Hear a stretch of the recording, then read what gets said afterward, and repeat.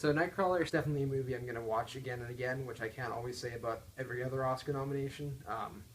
So I think the movie has a lot of potential, and I think most importantly, it has the potential to become a really big cult hit. I think that's what's ultimately going to be the fate of this movie.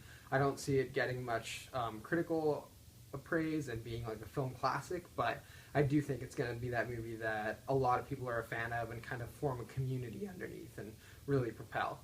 So I think it's just one of those special movies that we get every couple of years that we get to kind of hold on to and remember as film history goes on. Hey guys, Chief Ash here, giving you a little tidbit about Nightcrawler.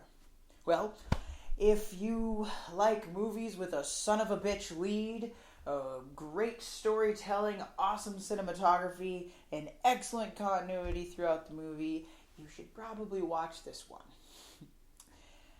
It is a good movie. I would recommend it to anybody. Hey guys, it's Flurry here, and topic of discussion today is Nightcrawler. Before I get into it, I want to let you know something about me.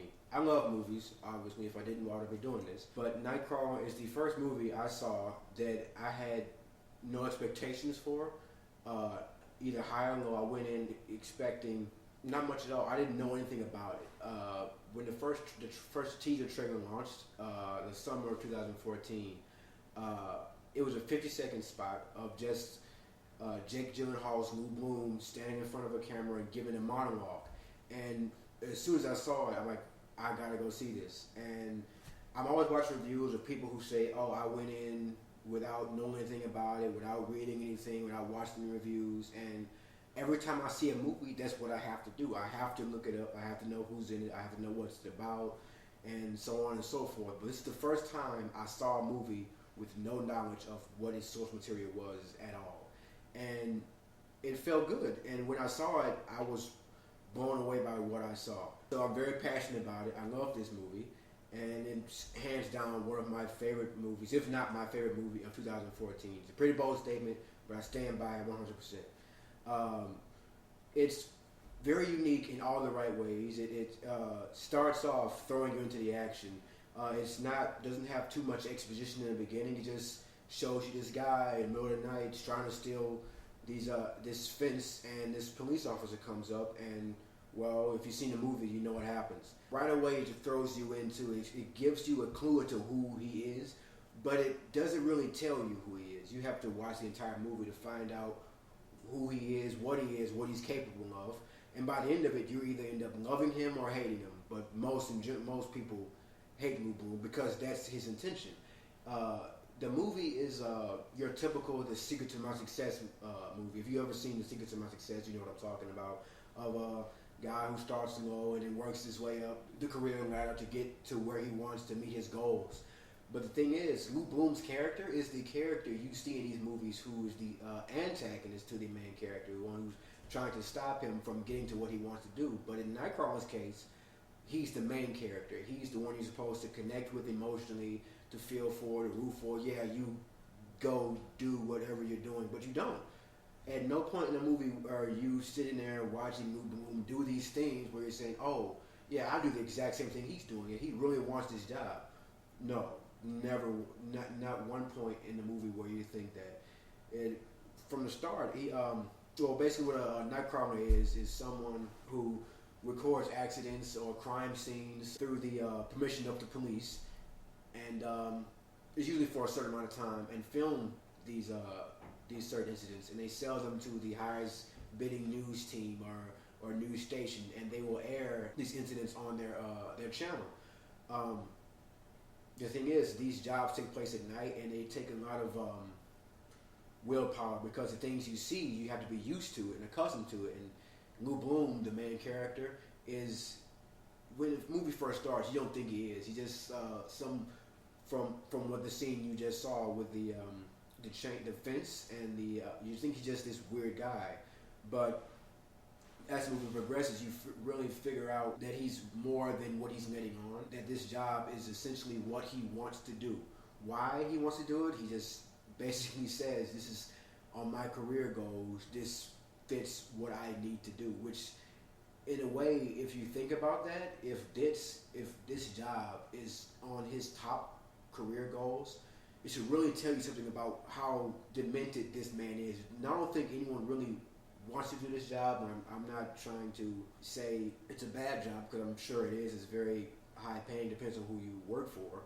But it's not something anyone wants to go directly into, saying, I want to film death and crime scenes and car crashes. It's not something anyone wants to do, but you have Lou Bloom, who takes it up right away and loves it. Loves it. It's something he wants to do. The bloodier the better. What you really have is a man who will do anything and everything for what he wants.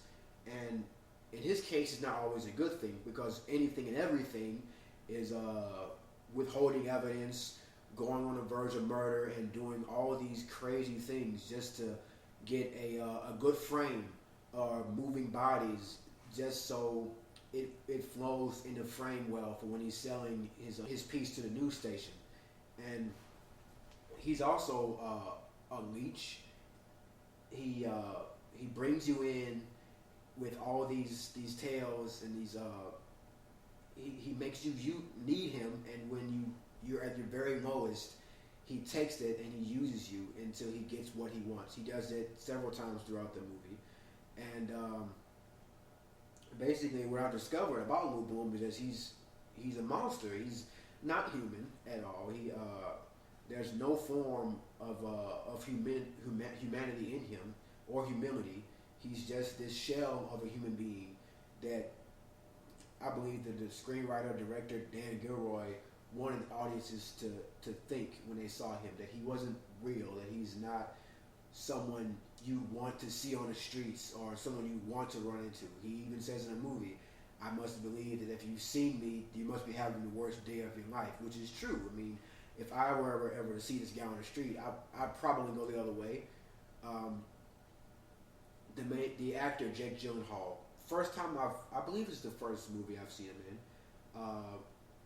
And he did really well in it. It's really good to see an actor portray a role that you've never, an actor you've never really seen before in any other movie, because it kind of, it makes that wall disappear, the wall where you see the actor and not the character. And I was able to do that upon first watching it, and usually it takes a few watches for me to actually enjoy the movie as a whole, than to critique it as from an actor's standpoint. But immediately I'm watching it, I really felt that this guy wasn't someone I would like. He's because he's not meant to be. He's the movie itself is to me, like I said, it's one of my favorite movies. I love it, and it's just great because it throws you in from the beginning. There's barely any exposition, as I said, and that's what the movie really has going for itself. Because although the main character is, you know, this guy who's just basically, like I said, a monster, he is the main character. He is this guy you're in the right to story you're supposed to root for, but he isn't. And it doesn't waste any time telling you who he is or delving into his mind from the beginning. It lets you have your own impression of the character, which works for the movie, and you do develop your own impression of him. And there are a few scenes where Lou Bloom isn't directly involved, but he's always the topic of discussion. Even when the police officers come in, you think it's gonna switch up. It's gonna show them investigating him, show them looking at certain evidence, but it doesn't. It's always through his eyes. I think it's what I really love the most about it, because, as I said, it's not someone you're supposed to connect with. It's someone you're supposed to hate. He's written that way, and Jake Gyllenhaal really pulls it off. I believe he said in interviews that he based his performance on a coyote. Yeah, a coyote, because he said coyotes are always hungry. They dwell in the night, and they're unpredictable, just like Lou Bloom. So he physically embodies his character. He loses a lot of weight. He becomes very gaudy, and throughout the movie, all you really want to do is stare into his eye, because that's all you really have to look at, into his eyes. And you think you'll see like a glimpse of humanity, show humility in the choices he make, but that never comes across.